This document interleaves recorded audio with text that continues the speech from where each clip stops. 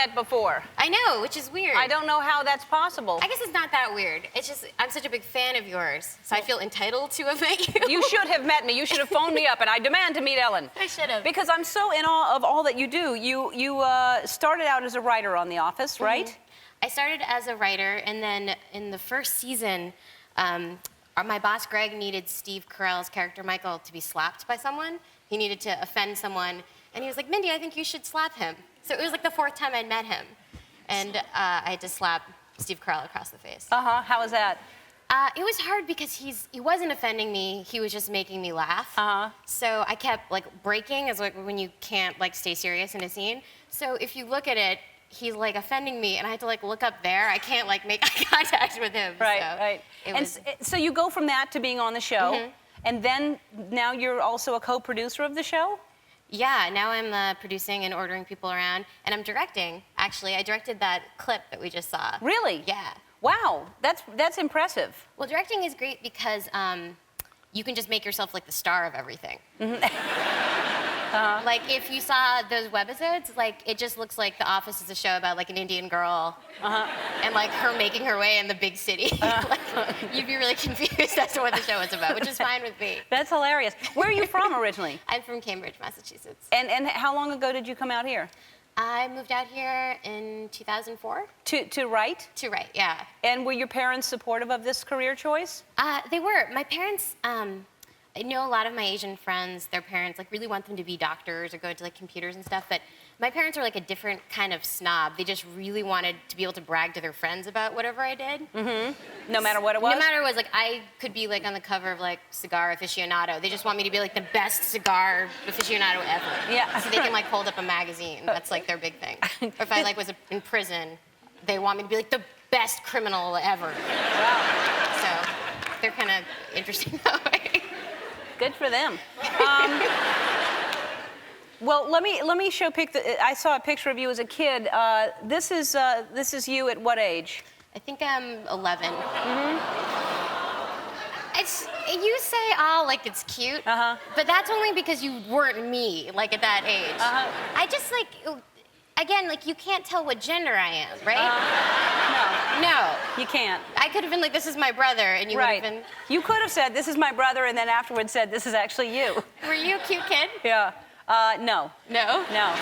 No, I was not. I was an okay kid. I was a very ugly baby, and then I don't believe that. No, I was hideous. I was really fat, and I had no hair until I was about 2.5 or 3, and then I kind of was cute for a short period of time, and then I went downhill.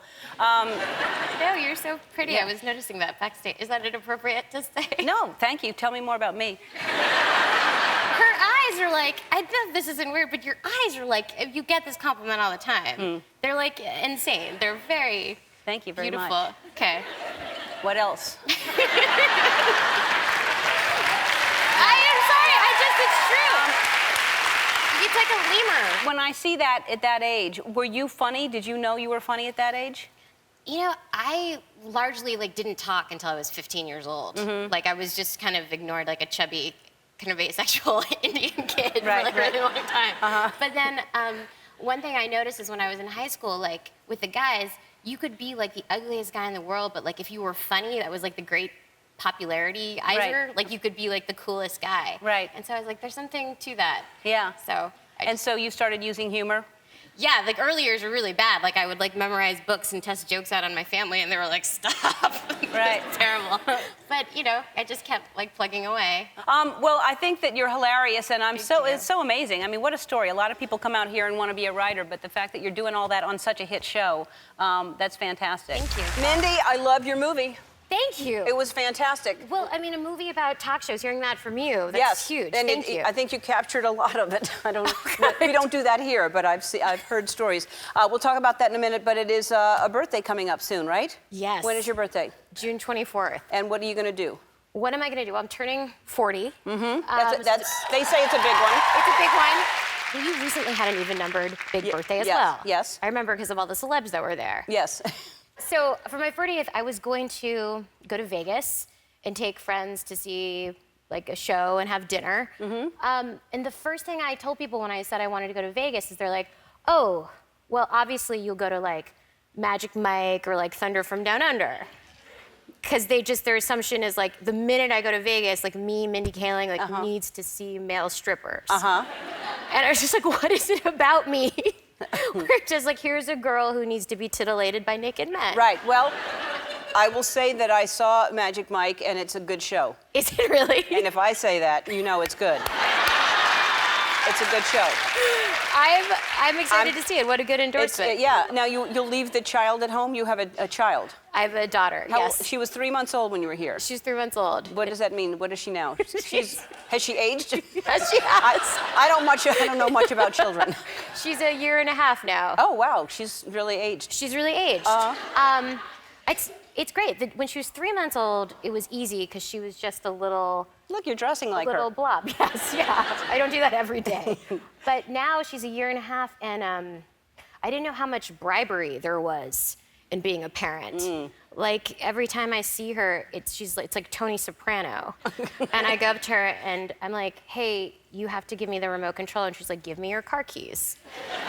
She's smart. She's like in the mob, yeah. She's smart. That's amazing. And she can barely talk, so that's my life right now. Well, those were full sentences you just said, so maybe you're making this up for a talk show story. I don't know.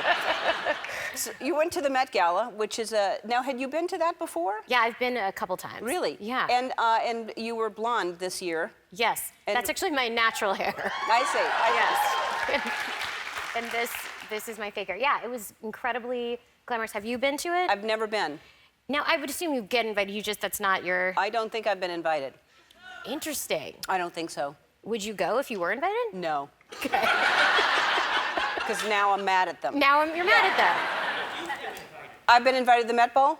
Oh, I've been invited. You have. Apparently, I've been invited. It just never came to me. And that just never came to you. Somehow they knew it. And she's working. She can't go. Brad knew about it. Said you've been invited a number of times. Oh. But I don't have clothes like that. You have to dress like you have to wear outlets and all, like there's electricity involved. You have to wear like a cheeseburger costume. Yeah, or something really big with a long train that goes, what was it? What was that? What are you wearing? That was this year. What was the theme? It was like. It was camp. Yeah, camp. Yeah, I liked it, but when I go to that, it's so glamorous and the charity is so wonderful, and I think I have like a nice career and I'm like doing well. But the minute I go to the Met, I'm the least famous person there. And when I arrive, like everyone there is like a European billionaire who don't watch American sitcoms or anything. Right. And they just sit you next to a random person, so I'm sitting next to them and I have to like explain my deal to them. Yeah. And so they're like, they don't get it. And they're like, oh, like, so you are the Harry Styles publicist? And I'm like. What was that accent you just did? Where were they from? That was my really good Belgian accent. Oh, that was Belgian. That was Belgian. All right. And I just keep trying to explain it to them. Yeah. And I just tell them I'm Priyanka It's going to Chopra's all aunt. change now because of this movie, and you just made another deal, and you're going to do lots of films, and they'll know who you are.